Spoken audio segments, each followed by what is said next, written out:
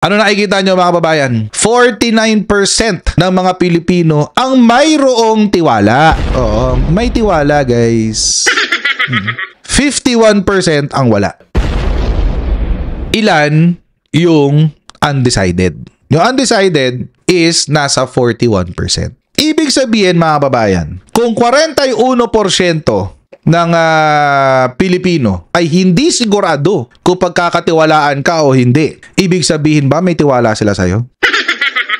Hindi nga sila sigurado eh. Nag-hesitate nga eh. Sure ba ako pagkakatiwalaan ko to? Hindi pa ako sure eh. Oo, pwede siguro pero pwede rin hindi.